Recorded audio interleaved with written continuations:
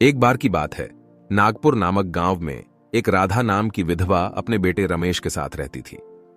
राधा का पति तभी चल बसा था जब उसका बेटा 1 साल का था। राधा अपना और अपने बेटे का जीवन गांव के पास जंगल में जाकर चुने हुए लकड़ियों को बेचकर चलाती थी। राधा रोजाना जंगल में जाकर लकड़ी या इकट्ठा करके लाती और बाजार में जाकर बेच देती। बेचने के बाद जो पैसा मिलता उसका राशन लेकर आती थी। इस तरह दोनों अपनी जिंदगी जी रहे थे। धीरे धीरे समय बीतता गया। अब रमेश 8 साल का हो गया था। वो अपने घर का ध्यान रखने लगा था। राधा अब उसको साथ में बाजार नहीं ले जाती थी। एक दिन राधा को बाजार से आने में देर हो गई। शायद उस दिन उसने लकड़ियां भी नहीं बेची थी। रमेश को बहुत भूख लगी थी। वो यही सोच रहा था, मां अभी बाजार से लकड़ी या बेचकर नहीं आई। बहुत देर इंतजार के बाद मां आई। रमेश ने कहा, मां जल्दी से खाना बना दो, मुझे बहुत भूख लगी है, मेरे पेट में चूहे कूद रहे हैं। राधा ने कहा, बेटे, आज जंगल में ज्यादा लकड़ियां नहीं मिली जो मिली थी। उसको बेचने के बाद मैंने साहूकार के पुराने पैसे चुकता करके आई हूं। आज कुछ भी खाने को नहीं है। इतना कहकर उसकी मां रोने लगी। इसके बाद दोनों सो गए। सुबह दोनों उठे तो देखा कि बहुत जोरों से बारिश हो रही है। बारिश रुकने का नाम नहीं ले रही थी। राधा ने कहा, अब मैं लकड़ियां कैसे चुनने जाऊंगी? बारिश के वजह से सूखी लकड़ियां नहीं मिलेगी। सूखी लकड़ियां ही बाजार में बिकती है। रमेश ने कहा, तुम परेशान नहीं हो मां, हम जंगल के दूसरे छोर तक लकड़ियां चुनने जाएंगे। बारिश दिन भर हुई, रात में बारिश थोड़ी रुकी। रमेश ने कहा, चलो मां, लकड़ियां चुनने चलते हैं। राधा ने कहा, नहीं बेटे, रात को जंगल में लकड़ियां चुनने नहीं जाएंगे। जंगल के दूसरे तरफ शेर रहता है, इस तरफ सभी लकड़ियां गीली मिलेगी। रमेश ने कहा, मां, अभी तुम लकड़ियां चुनने चलोगी तो कल सुबह बेच सकोगी, तभी जल्दी से हमें खाना मिलेगा। रमेश की बात सुनकर राधा अपने बेटे के साथ रात में ही जंगल में लकड़ियां चुनने चली गई। सूखी लकड़ियों के तलाश में दोनों जंगल में काफी अंदर तक चले गए। राधा इधर उधर घूम कर देख रही थी, तभी अचानक रमेश गायब हो जाता है। फिर राधा अपने बेटे को अपने पास ना पाकर बेटे रमेश चिल्लाने लगती है और बुलाती है। रमेश थोड़ी देर बाद सामने से चलकर आता है। मां कहती है, कहां चले गए थे बेटे? रमेश कहता है, मां, जंगल के शेर को बहुत चोट लगी हुई है, ये बूढ़ा भी हो गया है। शेर के चोट को ठीक करने के लिए मैं जड़ी बूटी लेने चला गया था, बस देर हो गई।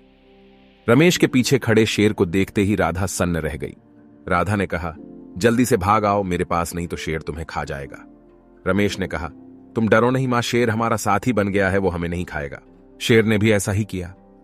थोड़ी देर बाद शेर ने कहा, तुम दोनों ने मेरी मदद की है, मेरी जान बचाई है, मांगो तुम्हें उपहार में क्या चाहिए। रमेश ने कहा, हमें उपहार में कुछ नहीं चाहिए। शेर ने कहा, नहीं, कुछ ना कुछ उपहार तुम मांगो। रमेश ने कहा, मेरा उपहार यही है कि बस तुम जंगल में आने वाले किसी भी मनुष्य और जीव पर हमला नहीं करोगे। शेर हंसते हुए बोला, बस इतनी सी बात मैं वचन देता हूं, मैं किसी भी जीव का शिकार नहीं करूंगा। आज से मैं शाकाहारी जीवन जीऊंगा। इसके बाद भी शेर ने कहा, लो, मैं तुम्हें यह जादुई चूल्हा देता हूं। जादुई चूल्हे से तुम्हें कभी भी खाने की कमी नहीं होगी। जादुई चूल्हे पर जो भी पकवान बनेगा वो कभी कम नहीं होगा। ये चूल्हा सिर्फ तुम दोनों की ही बात मानेगा। जादुई चूल्हे को लेकर राधा और रमेश घर पहुंचे। दोनों बहुत खुश थे। दोनों रोजाना नए नए पकवान बनाकर खाने लगे। राधा ने जंगल में लकड़ी या चुनने का काम छोड़ दिया था। धीरे धीरे समय गुजरता गया और रमेश काफी बड़ा हो गया। राधा थोड़ी बूढ़ी हो गई थी। रमेश को घर बैठे खाना मिल जाता था, इसीलिए उसने अभी तक कोई काम धंधा का भी नहीं सोचा था। वो बिल्कुल निष्क्रिय हो गया था। इस बात की चिंता उसकी मां राधा को होने लगी। एक दिन राधा ने अपने बेटे से कहा, बेटे, कब तक हम दोनों जादुई चूल्हे के भरोसे बैठे रहेंगे? क्यों नहीं तू शहर जाकर कहीं नौकरी वोकरी देखता? कब तक तू यूं बैठा रहेगा? जादुई चूल्हा सिर्फ खाना दे सकता है। रमेश अपनी मां की बात सुनकर अपना मुंह उधर कर लेता है और कहता है, मां, जादुई चूल्हे से हमें घर बैठे खाना खाने को मिल रहा है। जादुई चूल्हे के वजह से हम रोज अच्छे अच्छे पकवान खाते हैं, और तू कहती है मैं शहर कमाने चला जाऊं। मां, जब घर बैठे खाना मिल ही रहा है तो मैं कहीं नौकरी करके अपना पसीना क्यों निकालूं? रमेश की बात सुनकर बूढ़ी मां कुछ नहीं कहती है। वो सुनकर सोने चली जाती है। एक दिन जादुई चूल्हा घर में से ही गायब हो जाता है। राधा और रमेश दोनों सन्न रह जाते हैं। रमेश जादुई चूल्हा बहुत ढूंढता है, परंतु उसे कहीं नहीं मिलता है। रमेश कहता है, मुझे पता है मां, हमारा जादुई चूल्हा कौन चुरा सकता है। हो ना हो, ये हमारे पड़ोसियों का काम है, उन्होंने ही हमारा चूल्हा चुराया है, राधा कहती है। अब तो तू शहर जाकर नौकरी कर देख।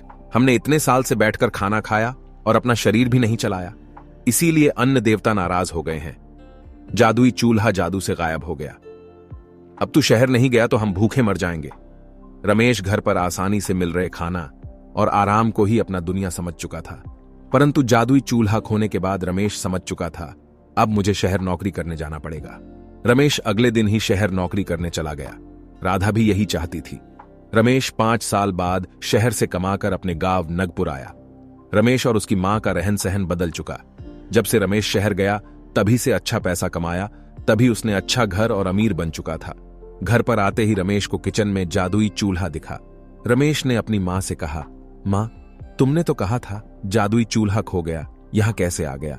राधा ने कहा, बेटे, वो तो तुझे शहर भेजने के लिए मैंने जादुई चूल्हे को छुपा दिया था, तभी तो तू शहर गया और इतना बड़ा आदमी बना। तू शुरू से ही अमीर होने के सपने देखता था, आज तू बड़ा आदमी बनकर आया है। तू ठीक कहती है मां, आज तुम्हारे वजह से मैं आज बड़ा आदमी बन पाया हूं। ये सब तेरी वजह से हुआ है।